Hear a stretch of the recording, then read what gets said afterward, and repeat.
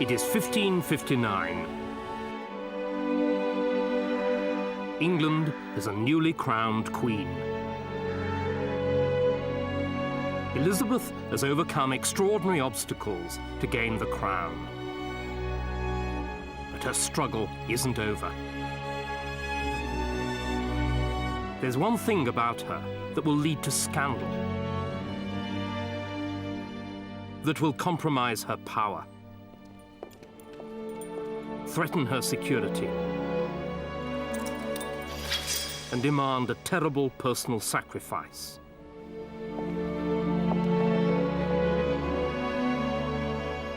She is a woman.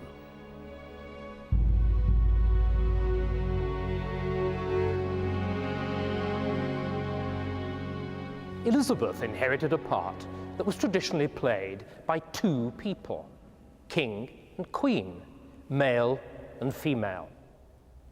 A king was supposed to be strong-willed and assertive, a decisive leader in war and peace. The queen, on the other hand, embodied softer, more feminine virtues. She was to be pious, merciful, and charitable. But above all, she was a royal breeding machine. It was her duty to get pregnant early and often.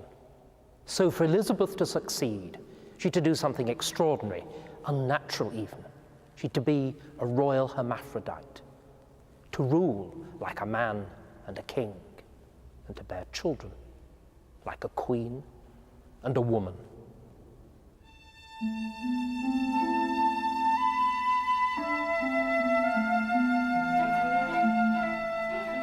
Elizabeth would have to fight to survive, and in a man's world, she would need men to help her do it. Her first task as queen was to establish her own court, her council, who would be in charge of the everyday running of the country, and her household staff, who would look after her. The old regime was Catholic. The new was largely Protestant, though a few favoured Catholics survived. Some councillors were old hands who had served under her father. But the top job went to a younger man, William Cecil, who became her Secretary of State. He was 38, serious, brilliant, with an instinctive grasp of politics and a fierce loyalty to the Queen. In the flamboyant age, he dressed in black, and he rode a mule because it was modest and good for his gout.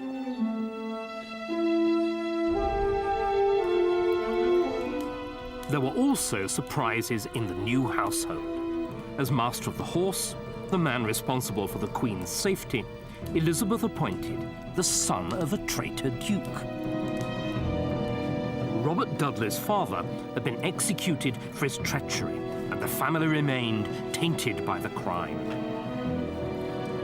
Known disparagingly as the Gypsy because of his dark looks, charm, and cunning, Dudley's appointment raised more than a few eyebrows at court.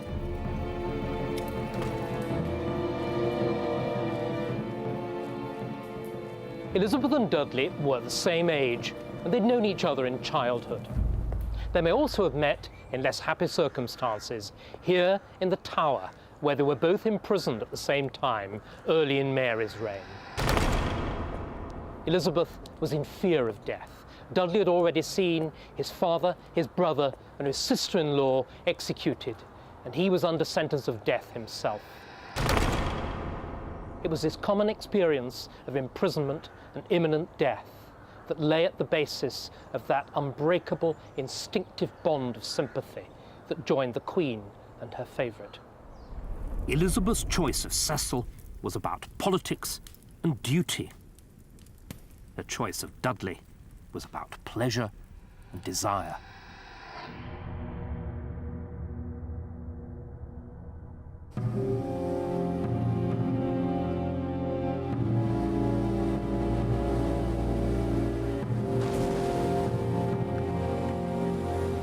Elizabeth had inherited from her sister Mary a nation that was bankrupt, militarily weak, and hemmed in by enemies. In the parlance of the time, The country was a bone between two dogs, France and Spain. England needed friends. The obvious way to achieve it was an alliance through marriage. The Queen must marry, and soon.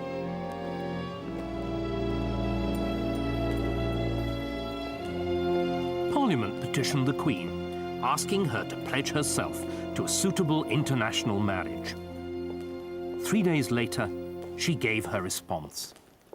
Now that the public care of governing the kingdom is laid upon me, to draw upon me also the cares of marriage may seem a point of inconsiderate folly. Yea, to satisfy you, I have already joined myself in marriage to an husband, namely the Kingdom of England.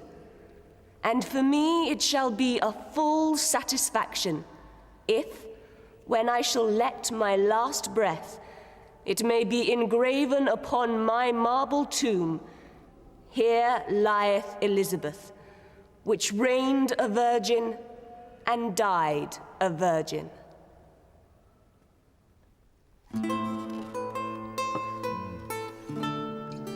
But the Queen wasn't behaving like a virgin, as the Spanish ambassador insinuatingly observed. During the last few days, Lord Robert has come so much into favor that he does whatever he likes with affairs. And it is even said that Her Majesty visits him in his chamber day and night.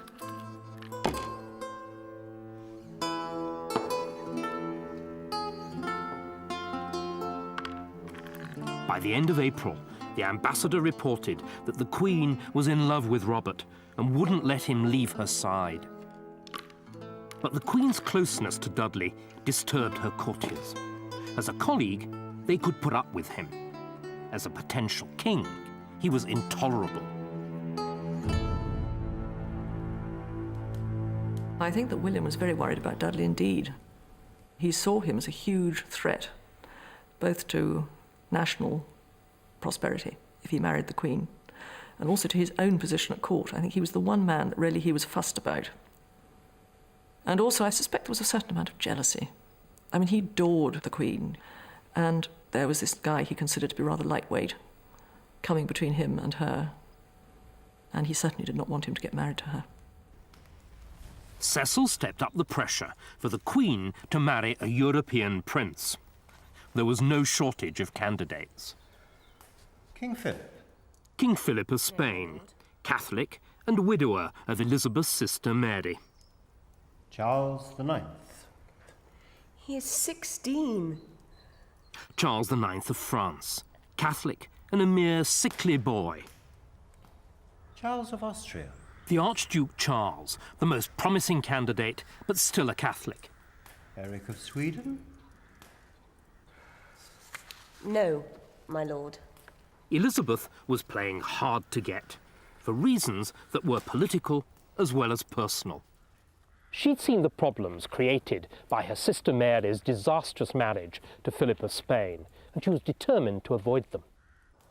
But actually, that was easier said than done.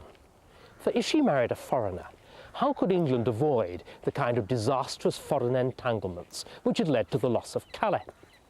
And if she married a Catholic, and almost all the suitors for her hand were Catholics, how would Protestant England cope with a Catholic king? And finally, and above all, how could she be happy if she married a man that she'd never seen? Sometimes she must have reflected it was safer to follow her own inclination and not marry at all.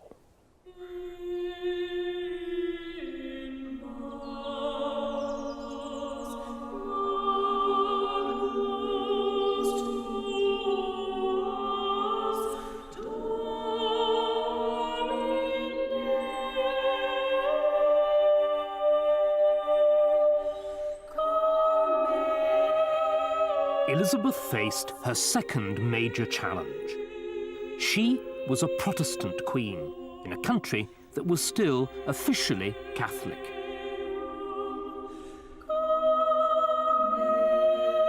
Her sister Mary had stamped Catholicism on England with extraordinary violence, burning at the stake over 300 Protestant men, women, and children. Elizabeth had finally got Parliament to agree to restore Protestantism in England. Mary's Catholic bishops had fought her all the way, and when they were ordered to swear an oath accepting the Queen as head of the new church, all but one of them refused. Her response was swift.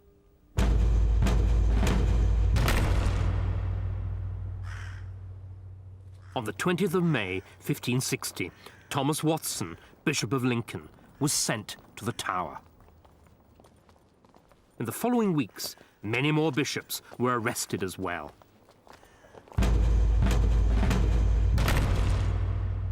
As well as the ex-bishops, the surviving Catholic members of Mary's council were also arrested. But Elizabeth, unlike her sister Mary, didn't try to force them to convert. It wasn't her business, she said, to make windows into men's souls. Because Elizabeth was subtler. She insisted only on outward conformity. They had to acknowledge her supremacy, and they were allowed to celebrate Mass only privately. The result deprived Catholicism of the publicity of martyrdom. Instead, it reduced it to something furtive, to be allowed, Elizabeth hoped, slowly to wither away.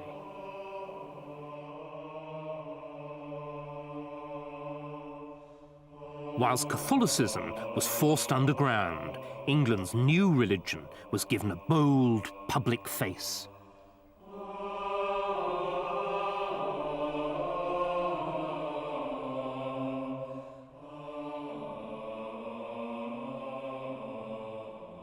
This is the Rood screen. Rood means cross, and originally an image of Christ hanging on the cross stood in the center of the screen with the Virgin Mary on one side and St. John on the other. Under Elizabeth, these images were torn down because they were seen as being idolatrous, and they were replaced instead with this painted, gigantic version of the royal arms. Queen Elizabeth, the arms say, is God's direct representative here on earth. Church and state are one. And when the congregation knelt to pray, they worshipped not only God, but also the English nation as embodied in its Virgin Queen.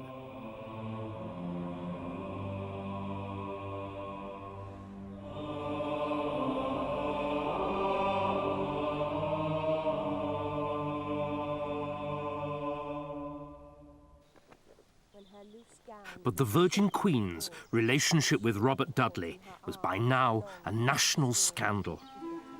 Both court and public were appalled at his arrogance, offended by his brashness, and suspicious of his motives. And there was another thing. He was married. Dudley's wife, Amy Robsart, was rumoured to be very ill. Gossip claimed that Dudley was simply waiting for her to die so that he could marry the Queen. Cecil was close to despair and confided in the Spanish ambassador. I met Secretary Cecil, who said that the Queen was going on so strangely that he was about to withdraw from her service. He perceived the most manifest ruin impending over the Queen through her intimacy with Lord Robert. He had made himself master of the business of state and of the person of the Queen, to the extreme injury of the realm, with the intention of marrying her. Last of all, he said there was a conspiracy to kill Lord Robert's wife. It is late on the afternoon of the 8th of September, 1560, at Cumnor Place in Oxfordshire, the home of Lord Robert Dudley, the Queen's favourite, and Amy Robsart, his wife of 5 years' standing. The house has been unusually quiet all afternoon because the servants have been given the day off to attend a local fair. When they return, they find Lady Dudley's body at the foot of the staircase, dead and with her neck broken.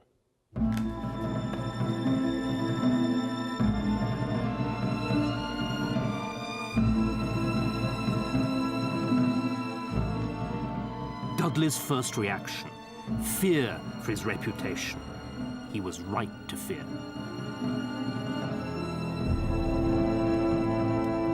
A major scandal erupts at court. Queen's favourite murder's wife to clear way to Queen's bed.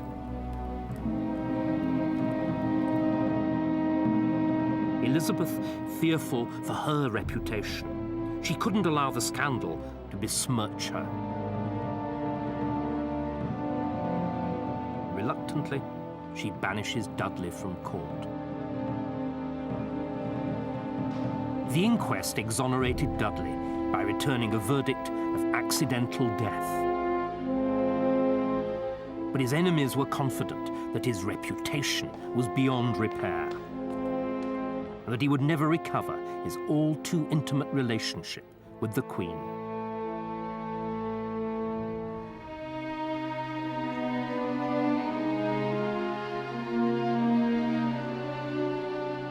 It is October 1562.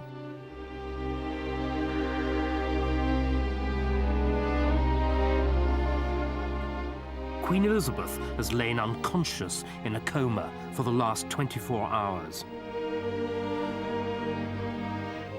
Her physicians have diagnosed smallpox, and she is not expected to live.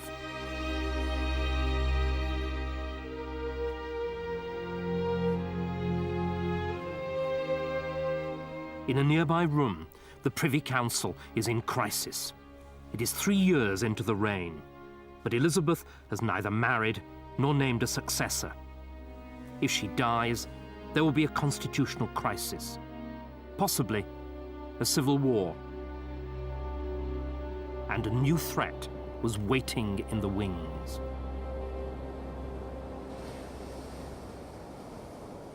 On the 19th of August, 1561, a tall, striking-looking woman stepped ashore at Leith, near Edinburgh. It was Mary, Queen of Scots, returning to her kingdom. There was a thick sea mist that morning. Some later saw this as an evil omen of the sorrow, the darkness, and the impiety which Mary's return was to bring to Scotland.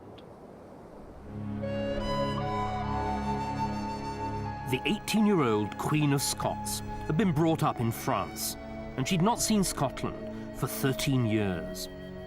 But even when she was back in Scotland, her sights were set on another, greater kingdom, England.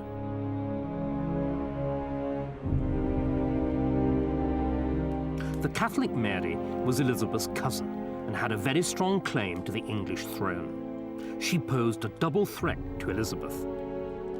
Protestantism was only recently established and still vulnerable, and with Elizabeth unmarried, childless, and in poor health, the succession was dangerously open. But Elizabeth recovered, and for the moment, the crisis was over. Her first words on regaining consciousness were to command her council to appoint a Lord Protector in the event of her death. His salary, she specified, would be a staggering £20,000, more than was spent on the coronation. The man she named was Robert Dudley.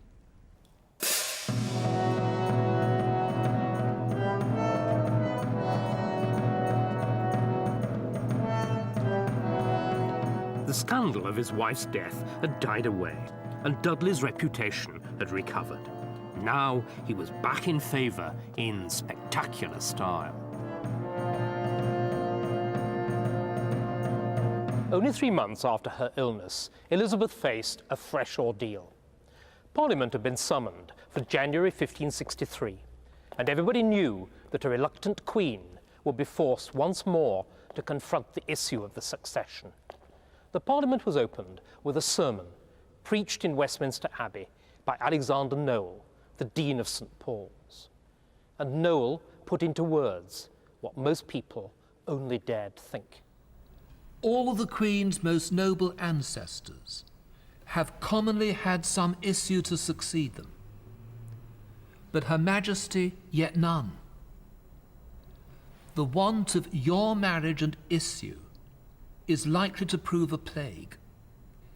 If your parents had been of your mind, where had you been then? Alack, what shall become of us? Now, I reckon that's pretty straight talking. It was a very small part of the sermon, but this, if you like, was almost before a state opening of Parliament. Now, I don't know if Dean Noel had been put up to it by Elizabeth's political advisers, or whether he was just speaking for himself. But I do think he was taking a bit of a risk.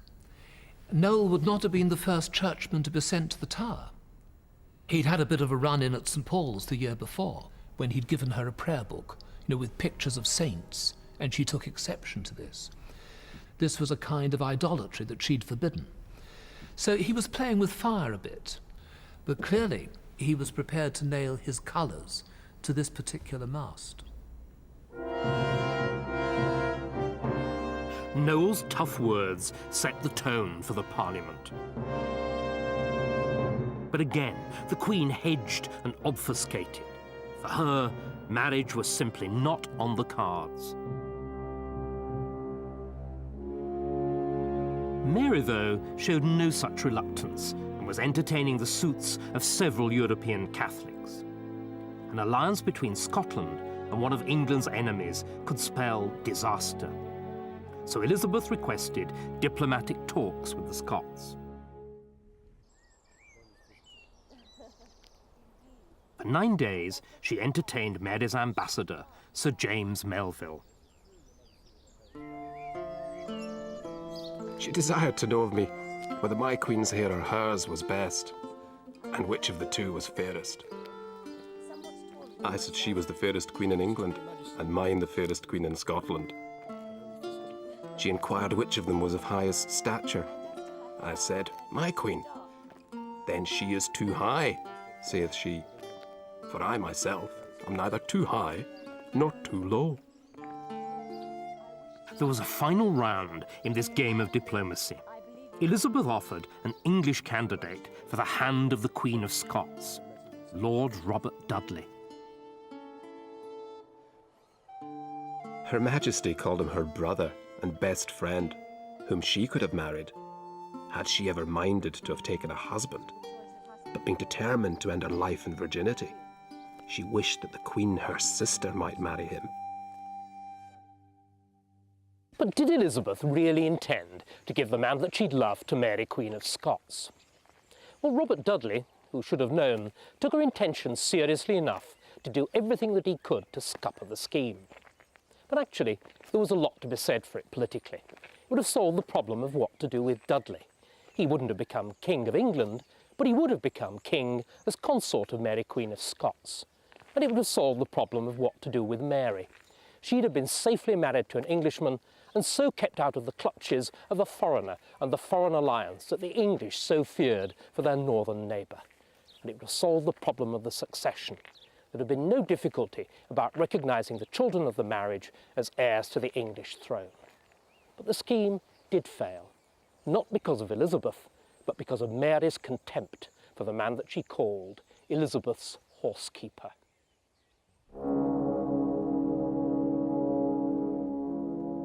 Mary had her own ideas about love. Henry Stuart, Lord Darnley, was 18, tall, handsome, and a fine lute player. Mary described him as the lustiest and best proportioned long lad she had ever seen. When he fell ill, she nursed him. They fell in love.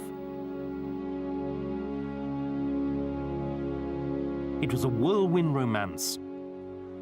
And 4 months later, in the Chapel Royal at Holyrood Palace in Edinburgh, they were married.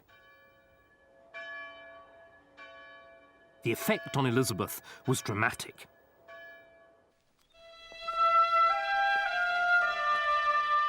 Within a few days, it was reported that she and Robert had become inseparable again. If the young Queen of Scots could marry for love, why couldn't England's Queen do the same? But the return of the rumour of marriage brought new and fierce resistance. The Duke of Norfolk, the most powerful noble in the land, was the Queen's closest male relative and was bitterly opposed to the prospective match. Norfolk had always resented the rise to power of the upstart Dudley, a resentment intensified by his own failure to gain high office. He became the focus of the anti-Dudley camp. Their rivalry split the court. Dudley's side took to wearing purple ribbons, Norfolk's yellow. The two factions roamed the corridors of power, armed and angry. The Queen intervened to slap both sides down. When Dudley objected to the Queen's flirtation with a young, pretty courtier, she lashed him with her tongue, loud enough for the whole court to hear. I will have here but one mistress and no master.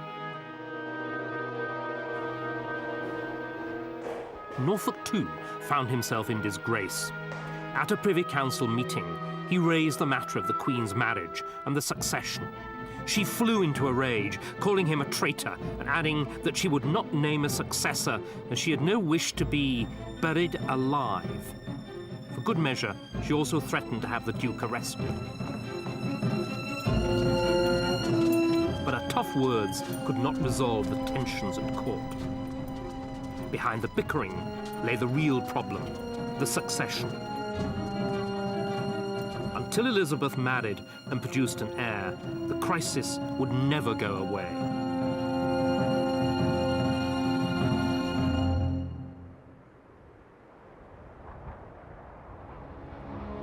While Elizabeth fought to hold the men of her court together, Mary enjoyed a female triumph.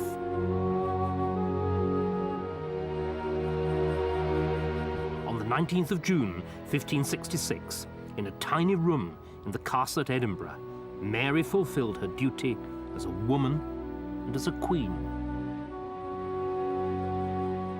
She had a child. Her labour was long and hard, but the baby was healthy, and it was a boy. They christened him James. Scotland now had an heir, and Mary, Queen of Scots, a son. When the English ambassador saw the baby a few days later, he reported that he was likely to prove a goodly prince.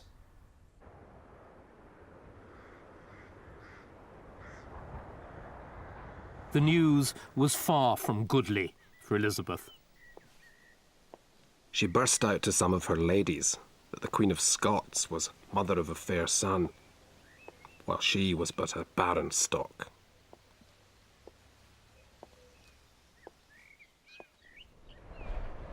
But Mary's triumph did not last.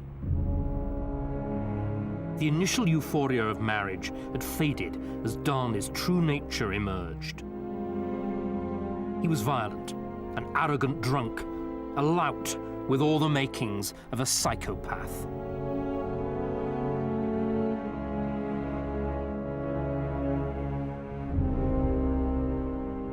Darnley had become insanely jealous of David Rizzio, Mary's Italian secretary, whom he suspected of having an affair with the Queen. A group of Protestant Scottish lords also hated Rizzio because he was a Catholic and the Queen's favourite. So the two groups of Rizzio's enemies came together and signed a contract to murder him. On the night of the 9th of March, 1566, the conspirators burst in here into the Queen's smallest chamber, where they found Rizzio having one of his late-night tete-a-tete with the Queen. He was dragged outside and stabbed 57 times. The conspirators thoughtfully left Darnley's dagger sticking in Rizzio's belly. Less than a year later, Darnley himself was dead. The house where he was staying was blown up, and Darnley was found strangled in the orchard. Everything suggested that the man responsible for the crime was James Hepburn, Earl of Bothwell, who was one of Mary's leading supporters. Still worse, the finger of suspicion also pointed at Mary herself. And, as Elizabeth told her bluntly, her behaviour was making a bad situation worse. Madam, my ears have been so astounded, and my heart so frightened to hear of the horrible and abominable murder of your former husband, our mutual cousin, that I have scarcely spirit to write. Yet I cannot conceal that I grieve more for you than for him.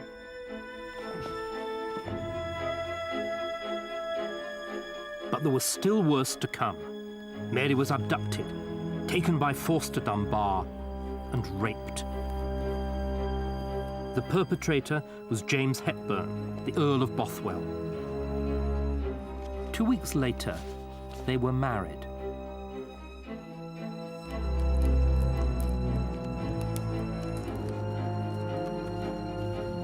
Madam, how could a worse choice be made for your honour than in such haste to marry a subject who, besides other notorious lacks, public fame has charged with the murder of your late husband? Within a few weeks, Mary paid a terrible price for her folly. A large party of the Scottish nobility rose up in arms against their scandalous queen. The two sides joined in battle, but Mary's troops melted away without striking a blow. Even her husband, Bothwell, negotiated a safe conduct for himself from the field of battle. Mary was defeated and abandoned.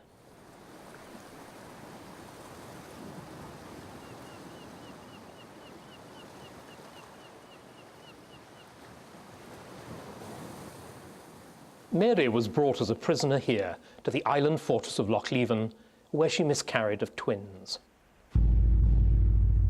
Then, broken in body and mind, and under the immediate threat of physical force, she was compelled to abdicate in favour of her one-year-old son, James. She was never to see him again. Mary had married unwisely, for love and for lust, and as a consequence, she had lost her crown, her son, and her liberty. Perhaps, after all, there was wisdom in living and ruling alone.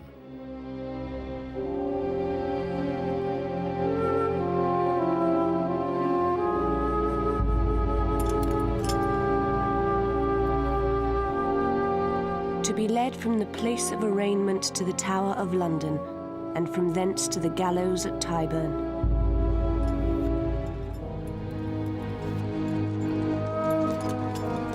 And there to be hanged, and being half dead, to be cut down, and the bowels to be taken out of the belly and thrown into the fire.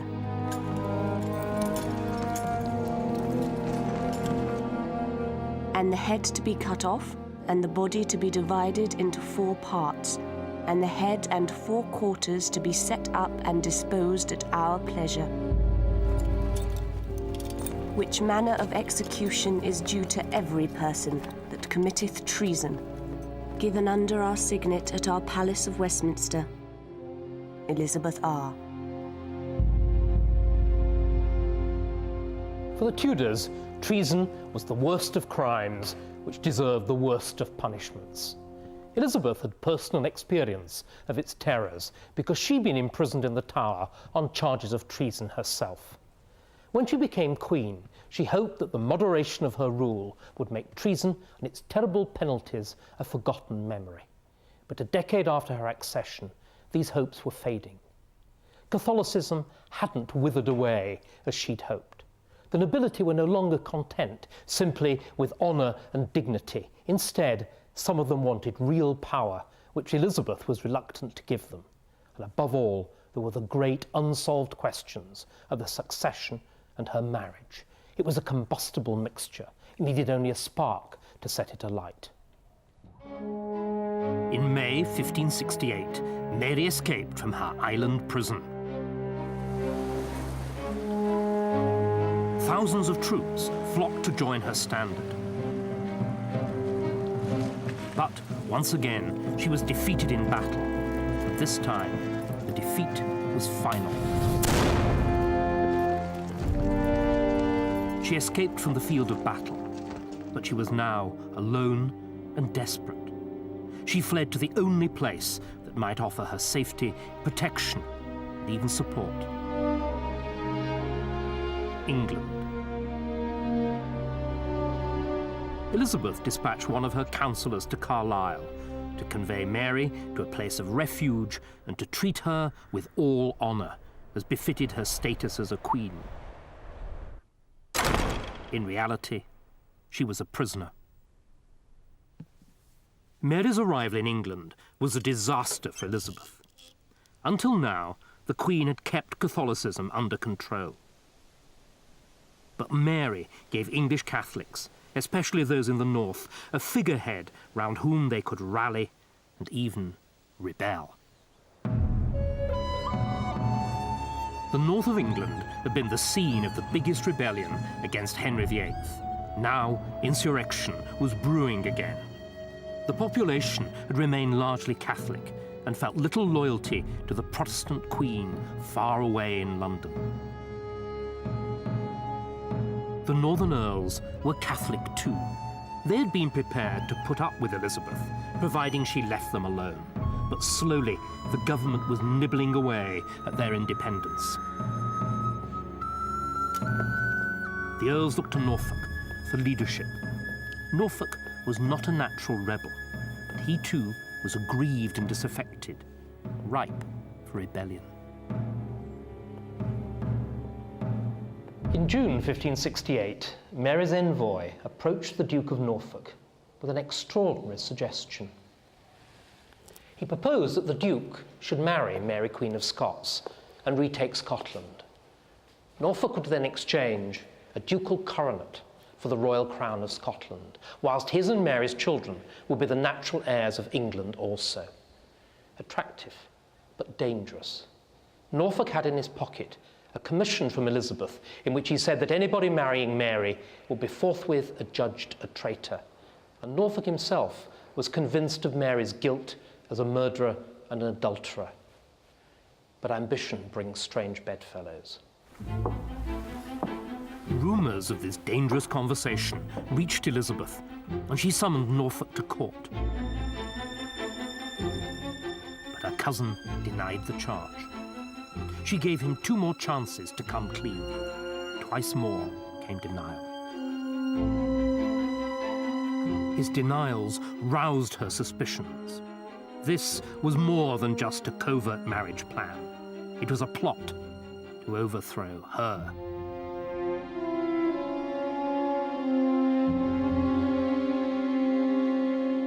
Norfolk suddenly left the Queen's summer progress and returned here to the Charterhouse, his London residence. He agreed to join in a plot hatched by the Earls of Westmoreland and Northumberland. The Earls would raise the north, liberate Mary, Queen of Scots, and bring about her marriage to Norfolk. All the north Northumberland boasted would rebel at his command.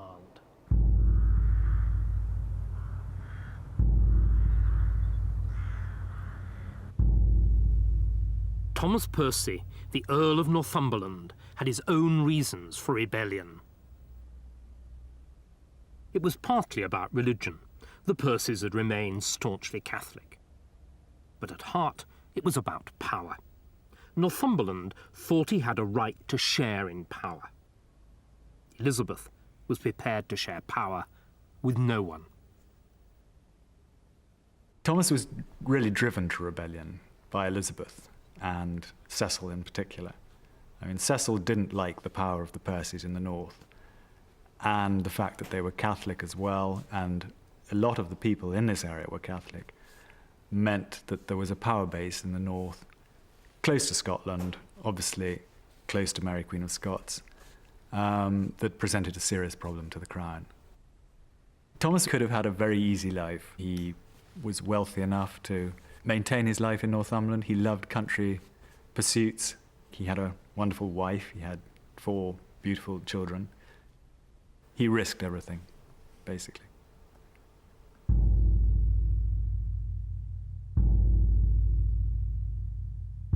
But the risk was too much for Norfolk. He wrote to Northumberland, begging him to cancel the rising. But it was too late. Midnight on November the 9th, 1569, churches all over the north rang their bells backwards. It was a signal for the rebellion to begin.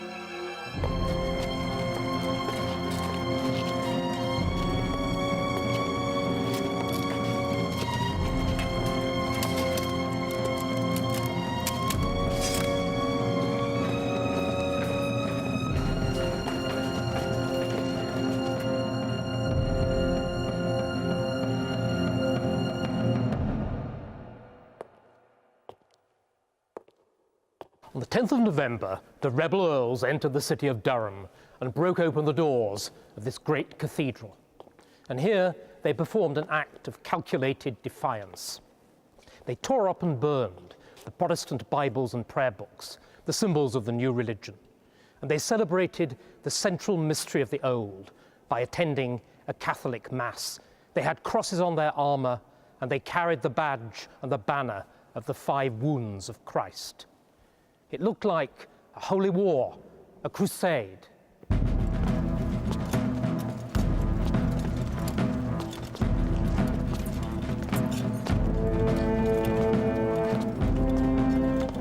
The loss of Durham was a catastrophe. The city was a fortress to stop an invasion from Scotland. Now it had fallen to the rebels and could be turned against the Queen. Elizabeth was paying a heavy price for her mishandling of the northern earls. By bullying them like her father at his worst, she had pushed them over the edge. Their goal was obvious: to rescue Mary from captivity.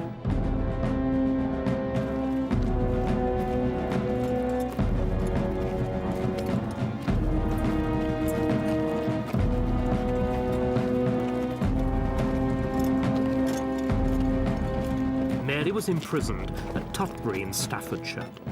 If they managed to reach her, they would hold not only half of England, they would have an alternative queen. Elizabeth acted decisively. She had her cousin move further south to Coventry, well inside the Protestant heartland and beyond the rebels' reach. She also ordered the rapid deployment of an armed force to the north to intercept the marauders. The rebel earls had advanced south confidently, expecting that other noblemen would join them. So, when they heard instead that the southern lords were marching against them, with royal troops in overwhelming numbers, they were taken off guard. They decided to retreat, to fight on their own territory. But the retreat, not the stuffing out of the rebellion. Their troops melted away, and the earls fled towards Scotland. Elizabeth was exultant. By behaving like her father, she'd helped to provoke the rebellion. Now, she actually outdid him in the savagery with which she punished the rebels. Spare no offenders. We are in nothing moved to spare them. The bodies to remain till they fall to pieces where they hang.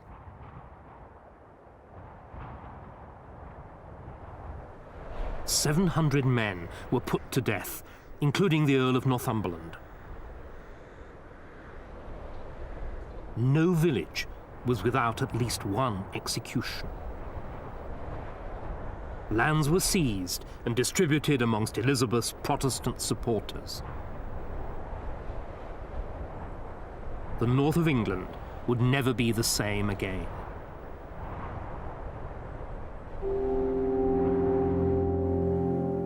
Norfolk was arrested, but there wasn't enough evidence to execute him for treason. But, whilst under house arrest, he became involved in a new plot masterminded by the Italian banker Ridolfi.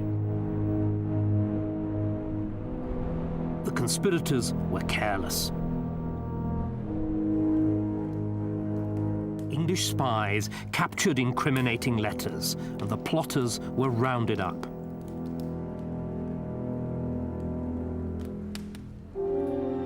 It was more than enough to seal Norfolk's fate.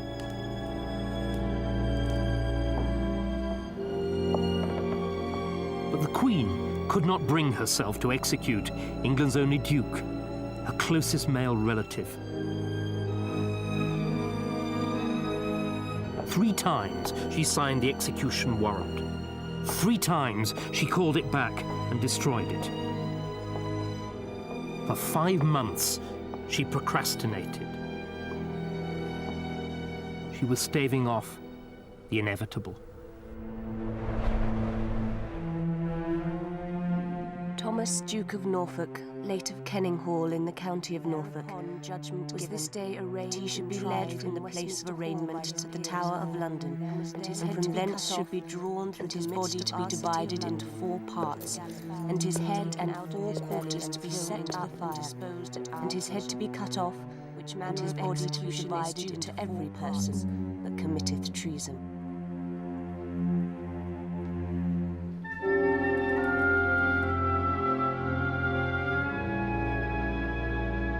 Yet we, being moved to pity of our grace, are pleased to change such manner of execution, to cause only that his head be smitten from his body at the Tower Hill, the accustomed place of execution.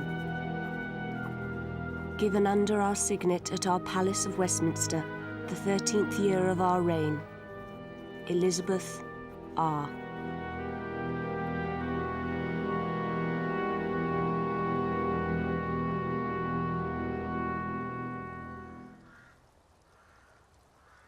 On the morning of the 2nd of June, 1572, Norfolk was led to the scaffold. Fastidious to the last, he rearranged the straw, knelt down, stretched out his neck, and then as the crowd murmured, "Lord Jesu, have mercy on thy soul," the executioner cut off his head with a single stroke.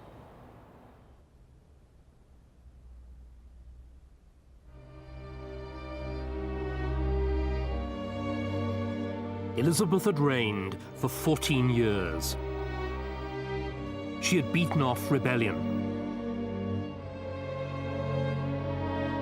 She had resisted the pressure to marry. And she had survived alone.